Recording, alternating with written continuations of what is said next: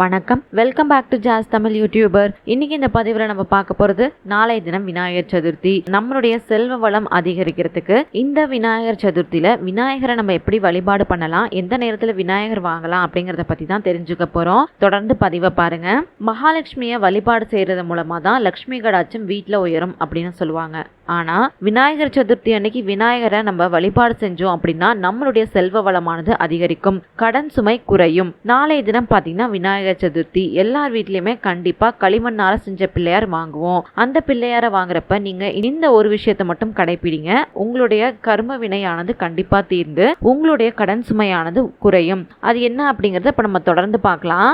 நாளைய தினம் நீங்க ராவுகாலம் யமகண்டம் இல்லாத நேரமா பார்த்து விநாயகர் சிலையை வாங்கிட்டு வந்துருங்க. அந்த நேரம் எப்ப வருது அப்படின்னு பாத்தீங்கன்னா, நாளைக்கு காலையில 7:45 8:45 வரைக்கும் நல்ல நேரம் இருக்கு. அந்த நேரத்துல விநாயகர் சிலை வாங்குறது ரொம்ப நல்லது. விநாயகர் சிலையை அந்த நேரத்துல வாங்கிக்கோங்க. நீங்க விநாயகர் சிலையை வாங்குறதுக்காக கடைக்கு போறப்ப ஒரு மணப்பலகையோ இல்ல ஒரு பித்தளை தாம்பாளமோ எடுத்துக்கிட்டு போறது ரொம்ப நல்லது. அதே மாதிரி விநாயகர் சிலை வாங்குறப்ப முடிஞ்ச வரைக்கும் யாருமே பேரம் பேசி வாங்காதீங்க. ஒரு சின்ன தட்டுல வெற்றிலை, பாக்கு, பூ, பழம் ஏதாவது ஒரு இனிப்பு வகை வச்சு 11 ரூபாய் தட்சணையை வச்சு நீங்க வாங்கக்கூடிய கடைக்காரருக்கு மரியாதை செலுத்திட்டு அதுக்கப்புறம் பிள்ளையார நீங்க வாங்கிக்கோங்க. நீங்க வாங்கிட்டு வந்த விநாயகரை பாத்தீங்கன்னா ஆரத்தி எடுத்துதான் வீட்டுக்குள்ளார வரவேற்கணும். ஆடி மாதம் அம்பாளுக்கு வளைகாப்பு நடந்துச்சு இல்லையா, ஆவணி மாதம் பாத்தீங்கன்னா பிள்ளையார் பிறந்திருக்காரு.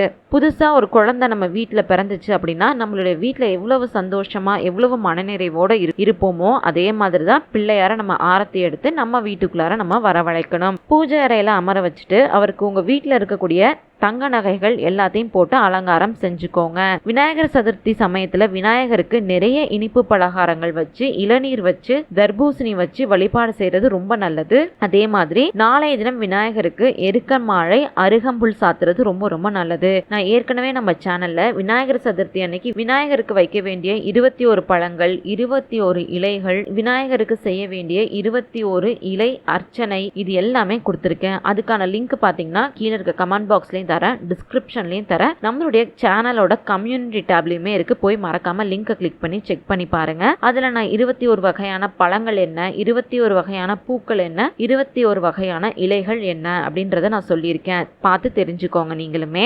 அதே மாதிரி நாளை தினம் விநாயகருக்கு எருக்க மாலை, அருகம்புல் மாலை இதெல்லாம் சாத்துறது நல்லது. இது கூடவே விளாம்பழம் அப்படின்னு ஒரு பழம் கிடைக்கும் இல்லையா, இந்த விளாம்பழத்தை விநாயகருக்கு வச்சு வழிபாடு செய்யறது மூலமா அதி அற்புதமான பலன்கள் நமக்கு கிடைக்கும். விநாயகருக்கு இந்த விளாம்பழம் ரொம்ப ரொம்ப பிடிச்ச பழம். அதனால நாளை தினம் ஒரே ஒரு விளாம்பழத்தையாவது வாங்கி வச்சு வழிபாடு செஞ்சுக்கோங்க.